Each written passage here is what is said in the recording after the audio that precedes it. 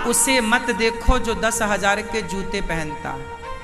यदि आप उसे देखेंगे तो आपको लगेगा मेरे पास तो कुछ भी नहीं है, मेरे पास तो 5,000 के जूते खरीदने की भी ताकत नहीं है। लोग तो 100 रुपए की चप्पल खरीदते हैं, उसमें भी ठेका, भैया 95 की देगा ना, भैया 90 की लूंगा। एक वो है जो 10,000 के जूते चप्पल पहनते हैं, और एक वो है जो 100 रुपए का जूता लेता है तो उसमें भी बोलता भैया 95 दूंगा। हाँ या ना? आप उन्हें देखते हैं जिनके पास 10,000 का जूता पहनने की हैसियत है, तो आप उनसे अपने आप को ना छोटा समझते हैं। आप उन्हें कभी ना देखिए जो 10,000 के जूते पहनते हैं, आप सदा उन्हें देखिए कि जिनके पास जूता पहनने को पांव ही नहीं है। समाज में ऐसे लोग भी हैं जो हाथ में चप्पल पहन के घिसटते हैं। आपने देखे क्या? देखे क्या? आप उनसे बेहतर हैं। इसलिए ईश्वर ने जो दिया है धन्यवाद दीजिए। क्या दीजिए?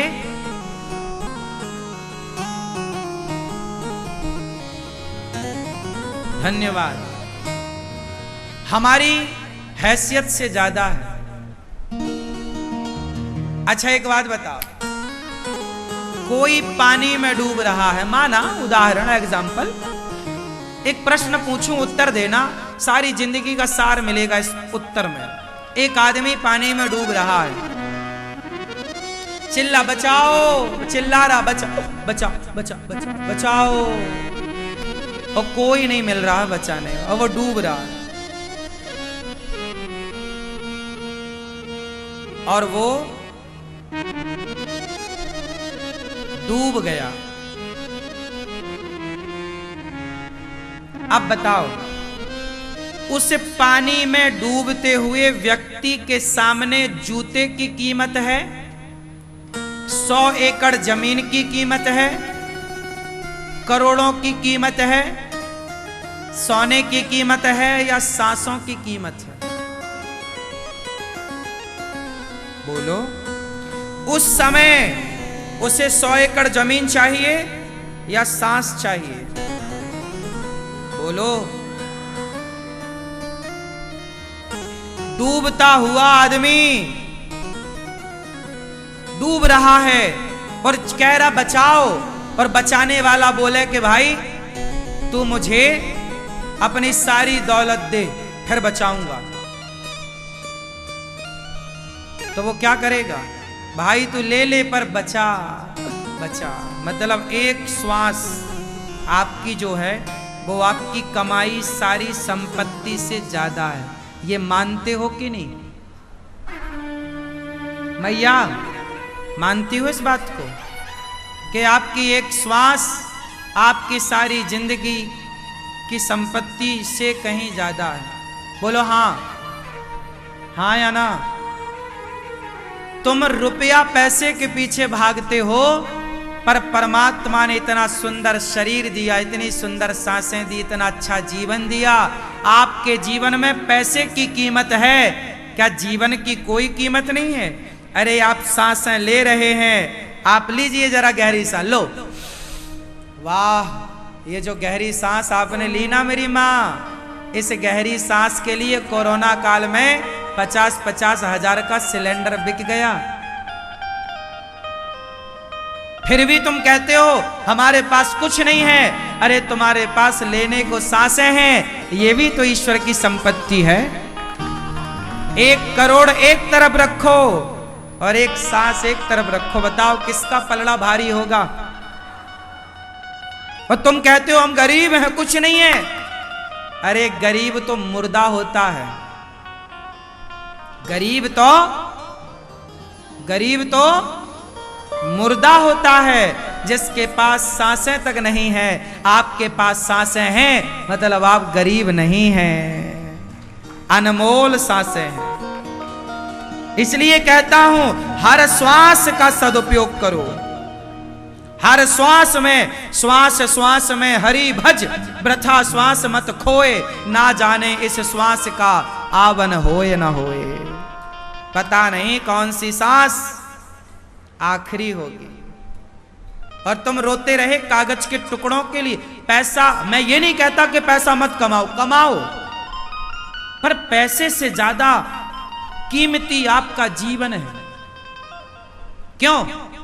पैसे से ज्यादा कीमती आपका स्वस्थ शरीर है या नहीं? लाखों रुपए लोग अपने शरीर में खर्च कर देते हैं कि नहीं?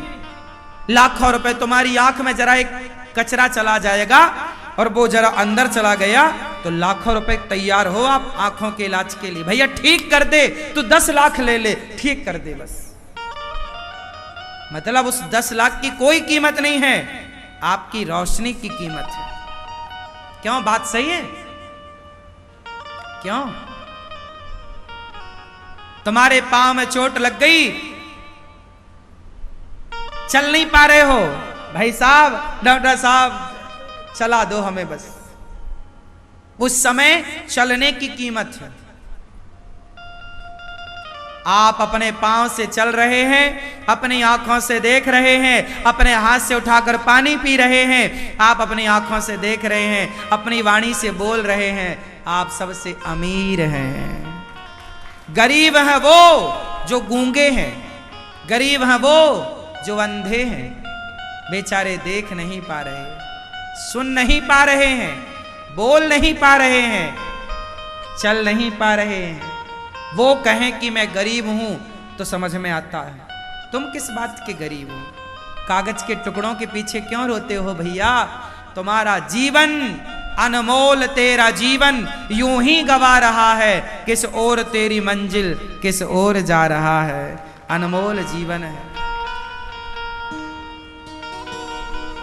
जिस दिन बीमार पड़ोगे पता चलेगा कि जीवन की कीमत क्या है।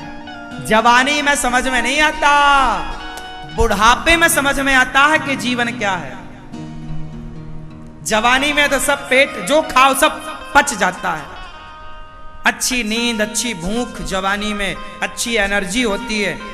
बुढ़ापे में पूछो जिसको दमा की बीमारी है, दमा, अस्थमा, उससे पूछो कि सांस की कीमत क्या होती। वो सांस लेता है, ले नहीं पाता, तड़प तड़प के सांस लेता है। बोलो हां कि ना?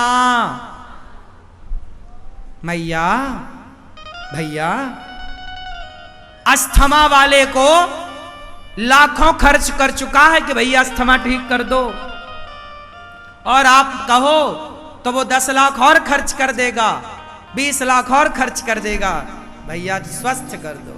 लेकिन अब पैसे से ना ठीक हो पाओगे, समय निकल गया है, बीमारियां ग्रस्त चुकी। इसलिए कहता हूं समय से जागो, समय से योग करो, ताकि बीमार ही ना पड़ो। जब तक जियो स्वस्थ जियो। बीमार होने की जरूरत, क्यों बीमार पड़ते हो? कुछ भी खाते हो, उगता हुआ सूरज देखते नहीं हो, सवेरे की हवा लेते नहीं हो, सवेरे चलते नहीं हो, योग एक्सरसाइज कुछ करते नहीं हो, तो समय के पहले मर जाते हो।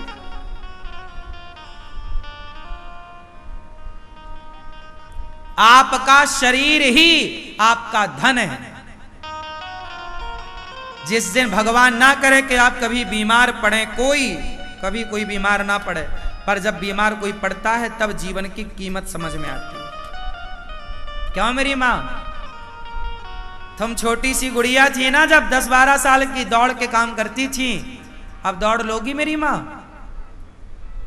बोलो नहीं? बुआ जी आपसे कह रहे हैं। हाँ, 10-12 साल की, जब 15 साल की आप थी तो दौड़ती थी? बोलो हाँ। अब नहीं दौड़ती हो? क्यों नहीं दौड़ती हो? क्योंकि उल्टा सीधा खा खा के आपने शरीर बिगाड़ लिया। जो जवानी में आपने उल्टा सीधा खाया ना, उसी का दुष्परिणाम है मोटापा, और ना जाने अस्थमा, शुगर और ब्लड प्रेशर लो हाई, और ना जाने और क्या क्या होता, फटाफट जो भी होता भगवान जाने क्या होता। वो सारी जो है ये सब तुम्हारी जवानी में की गई लापरवाही है। जवानी में जो तुम खान पान बिगाड़ती हो उसका भुगतान तुम्हें बुढ़ापे में। हाँ या ना? कुछ भी खाई, खड़े खड़े लोग पानी पीते हैं, गड़ गड़ गड़ गड़ सारा खाएंगे और एक लोटा पानी। अरे पागल, खाने के तुरंत बाद पानी नहीं पीना चाहिए, 1 घंटे बाद पीना चाहिए। खड़े होकर कभी पानी नहीं पीना चाहिए, बैठ के पानी पीना चाहिए। लेकिन आपको खाने का क्या? रात को आप दही खाते हो, पागल हो। रात को दही खाने की चीज है, दही सवेरे खाओ। किस महीने में दही नहीं खाते? बुआ जी बताएंगे, सब टुप्पी टाप रहो। बुआ बताओ किस महीने में दही नहीं खाते? हाँ लो मैया, ऐसे ही तुम्हारे बाल पक गए। बुरा तो नहीं मान रही हो मेरी मां? बताओ किस महीने में दही नहीं खाते?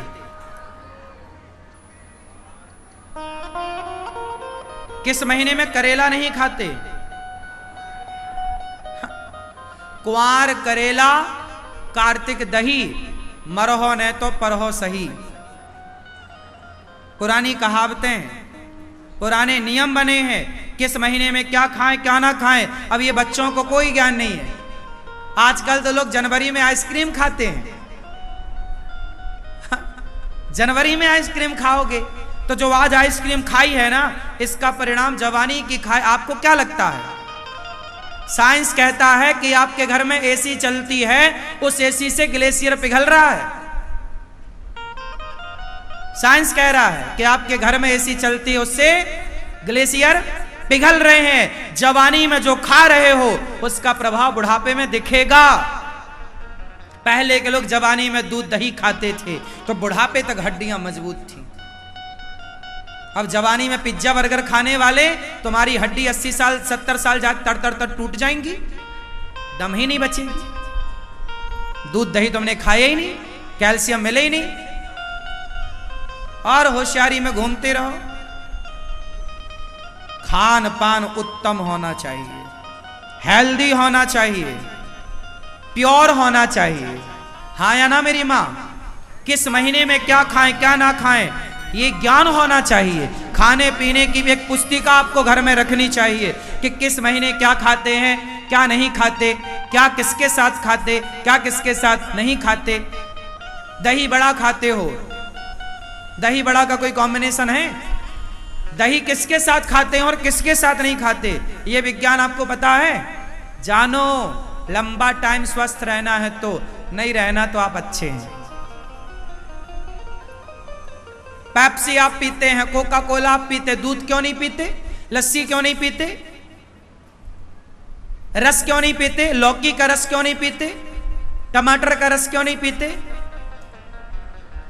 लेकिन आपको तो पिज्जा खाना है, चाउमीन खाना है, बाजार की धूल जमी हुई पानी पुरियां खाना है, और फिर चिल्लाना महाराज जी हमारे रोग है, यहां दर्द है यहां दर्द है। मरोगे।